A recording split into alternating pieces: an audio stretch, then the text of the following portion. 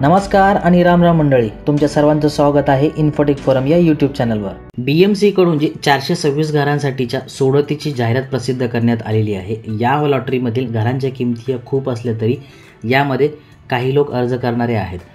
या लॉटरीमध्ये अर्ज करण्या अगोदर आपल्याला कोणती माहिती असणे आवश्यक आहे, पात्रतेच्या अटी व शर्ती काय आहेत, तसेच या लॉटरीमध्ये माहिती पुस्तिकेमध्ये कुठेच अनामत रक्कम किती भरायची आहे याची माहिती दिलेली नाही।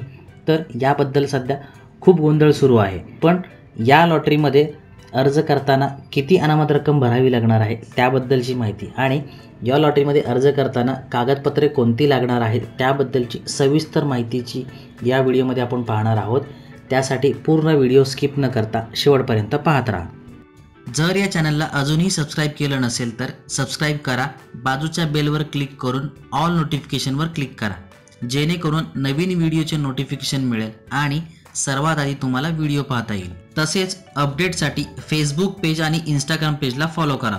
चला तर मग सुरुवात करूया। BMC कडून ही जी 426 घरांसाठी लॉटरीची जाहिरात प्रसिद्ध करण्यात आलेली आहे। या लॉटरीमध्ये जर तुम्ही अर्ज करणार असाल, जरी या घरांच्या किमती खूप असल्या तरी सुद्धा किंवा या लॉटरीमध्ये जे अर्ज करणार आहेत त्यांच्यासाठी ही माहिती महत्त्वाची आहे। तर अर्ज भरण्यापूर्वी पात्रतेच्या अटी आणि शर्ती काय आहेत त्याबद्दलची माहिती थोडक्यात असणे आवश्यक आहे। अर्ज सादर करावयाच्या दिवशी अर्जदाराचे वय हे 18 वर्षापेक्षा कमी नसावे। अर्जदार किंवा त्याची पती पत्नी किंवा त्यांची अज्ञान मुले यांच्या मालकी तत्वावर भाडे खरेदी पद्धतीवर बृहन्मुंबई महानगरपालिका हद्दीत बृहन्मुंबई महानगरपालिकेने वितरित केलेला किंवा खाजगीरित्या संपादन केलेला निवासी गाळा किंवा निवासी भूखंड नसावा। अर्जदारांनी जाहिरात प्रसिद्ध झाल्यापासून मागील 20 वर्षाच्या कालावधीत महाराष्ट्र राज्याच्या कोणत्याही भागामध्ये अर्जदाराचे किमान 15 वर्ष सलग वास्तव्य असल्याबाबतचे सक्षम प्राधिकारी यांनी दिलेले महाराष्ट्रातील अधिवासाचे प्रमाणपत्र म्हणजेच डोमेसाईल संगणकीय प्रणालीद्वारे ग्राह्य धरला जाईल। इतर कोणताही पुरावा अधिवास प्रमाणपत्र म्हणून संगणकीय प्रणालीद्वारे ग्राह्य धरला जाणार नाही। याची संगणकीय प्रणालीद्वारे ऑनलाईन अर्ज करताना विशेष नोंद घ्यावी। दिनांक 1 एप्रिल 2024 ते 31 मार्च 2025 या कालावधीत अर्जदाराचे वार्षिक कौटुंबिक उत्पन्न विविध उत्पन्न गटाखालील तक्त्याप्रमाणे असावे। ते आपण पुढे पाहून घेऊया। वार्षिक कौटुंबिक उत्पन्न म्हणजेच अर्जदाराचे स्वतःचे एकट्याचे व त्याची पती किंवा पती पत्नी यांची मासिक प्राप्ती असल्यास दोघांचे मिळून नोकरीद्वारे अथवा उद्योग व्यवसायापासून जीवितार्थाचे सर्वसाधारण साधन म्हणून दिनांक 1 एप्रिल 2024 ते 31 मार्च 2025 या कालावधीत झालेल्या उत्पन्नाच्या प्राप्तीवरून आयकर विवरणपत्र अथवा तहसीलदाराचा उत्पन्नाचा दाखला म्हणून उत्पन्न स्रोत ही संगणकीय प्रणालीद्वारे ग्राह्य धरली जाईल।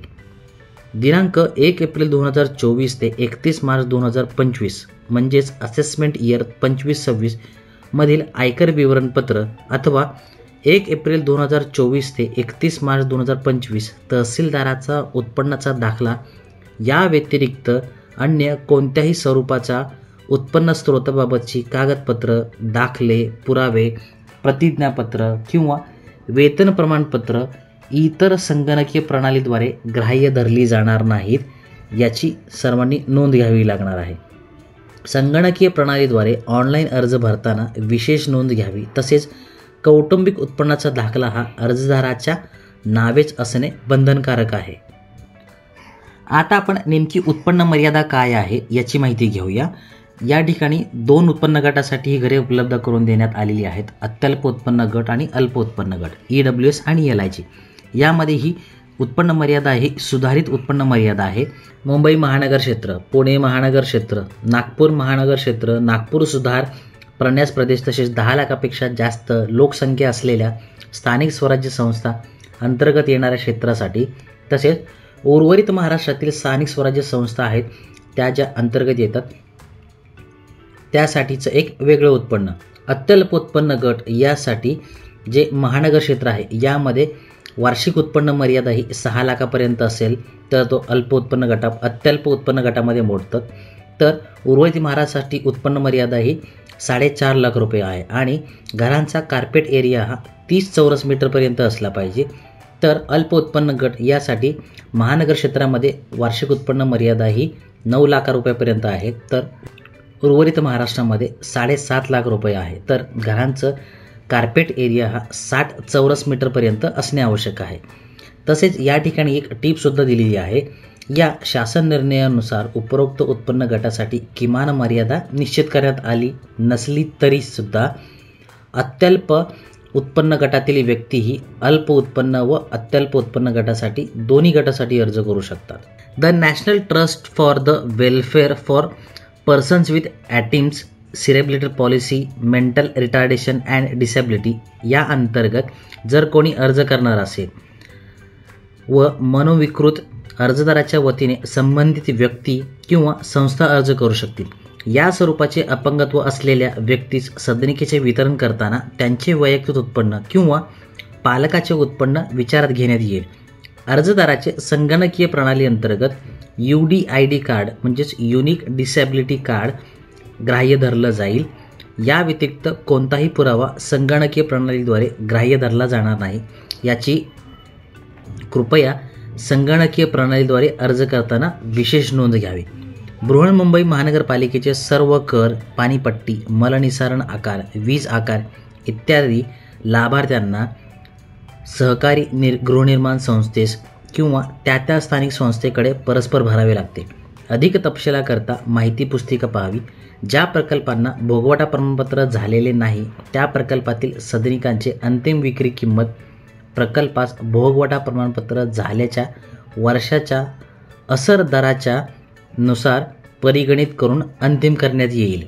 अर्जदाराने देकारपत्र निर्गमित करण्यापूर्वी स्वेच्छेने सदनिका समर्पित केल्यास त्यास अनामत रकमेतून 1,000 रुपये प्रशासकीय शुल्क वजा करून उर्वरित रक्कम अर्जदाराच्या बँक खात्यात विनाव्याज परताव्या परत केली जाईल.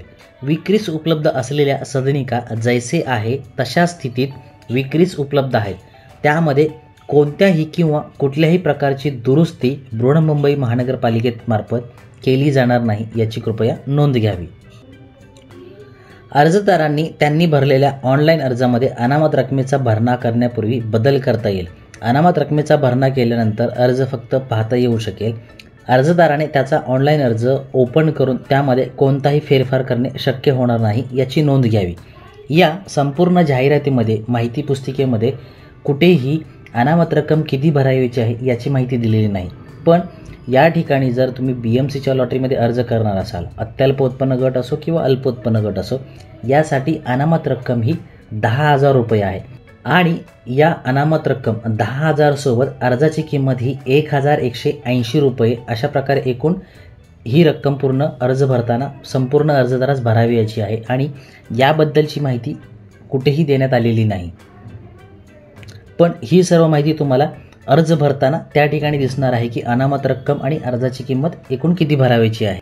आता आपण या लॉटरीमध्ये जर तुम्ही अर्ज करणार असाल तर नोंदणी व अर्ज भरण्याकरता आवश्यक माहिती काय आहेत आणि कोणती कागदपत्रे आवश्यक आहेत त्याबद्दलची माहिती घेऊया. ओळखीचा पुरावा म्हणून आधार कार्ड, त्यानंतर ओळखीचा पुरावा म्हणून तुम्ही पॅन कार्डसुद्धा देऊ शकता. यानंतर अर्ज भरताना आधार कार्ड पडताळणीसुद्धा करण्यात येईल. आधार कार्डशी जो संलग्न मोबाईल क्रमांक आहे तो या ठिकाणी द्यावा लागणार आहे आणि त्याचं व्हेरिफिकेशनसुद्धा होणार आहे. सध्याचा वास्तव्याचा पुरावा, जर अर्जदाराचा आधार कार्डवरील पत्ता हा सध्याच्या पत्त्यापेक्षा वेगळा असेल अशा अर्जदाराने सध्याचा अर्जदाराचा पत्ता हा नोंदवायचा आहे. महाराष्ट्र राज्याचे अधिवास प्रमाणपत्र, तहसीलदार सक्षम प्राधिकाऱ्याने दिलेले प्रमाणपत्र, स्वतःचा कौटुंबिक उत्पन्नाचा पुरावा, विवाहित, अविवाहित, विधवा, विधू, घटस्फोटित यांच्यापैकी कोणताही असेल तर, आयकर प्रमाणपत्र ITR वर्ष 2024-25 किंवा तहसीलदार यांनी दिलेला उत्पन्नाचा पुरावा वर्ष 2024-25.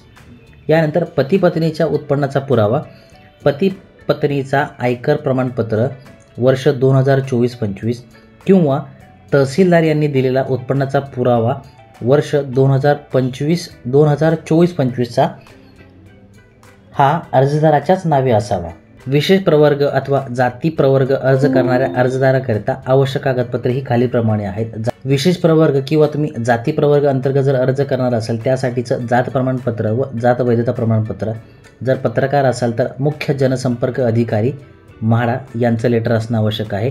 स्वातंत्र्य सैनिक, अर्जदार किंवा स्वातंत्र्य सैनिक असेल किंवा नसेल किंवा त्यांचा वारस असेल तर संबंधित जिल्ह्याचे जिल्हाधिकारी यांचे कार्यालय आहे तिथून एक प्रमाणपत्र द्यावं लागणार आहे. दिव्यांग प्रवर्गामध्ये जर अर्ज करणार असेल त्यासाठी युनिक डिसेबिलिटी आयडेंटिटी कार्ड जे असतं ते लागणार आहे. संरक्षण दलातील असेल तर त्यासाठी सैनिकी कल्याण मंडळ, जिल्हा सैनिक अधिकारी यांच्या ठिकाणचं, तसेच संसद सदस्य, विधानमंडळ सदस्य MP, MLA, MLC असेल तर संसद सचिवालय किंवा विधानमंडळ सचिवालय यांचं कागद लागणार आहे, डॉक्युमेंट लागणार आहे. BMCमध्ये जर काम करणार असाल तर कर्मचाऱ्याचे ओळखपत्र लागणार आहे. आणि कलाकार असाल तर कला संचालनालय महाराष्ट्र राज्य यांच्याकडूनचं हे डॉक्युमेंट लागणार आहे. अशाच प्रकारची वेगवेगळी आणि उपयुक्त माहिती मिळवण्यासाठी इन्फोटेक फोरम चॅनलला सबस्क्राईब करा, बाजूच्या बेलवर क्लिक करा, जेणेकरून तुम्हाला सर्वात आधी नोटिफिकेशन येईल आणि व्हिडिओ पाहता येईल. लाईक करा, शेअर करा. काही अडचण किंवा सजेशन असल्यास कमेंट करायला विसरू नका. धन्यवाद. पुन्हा भेटूया नवीन व्हिडिओसोबत. जय हिंद, जय महाराष्ट्र.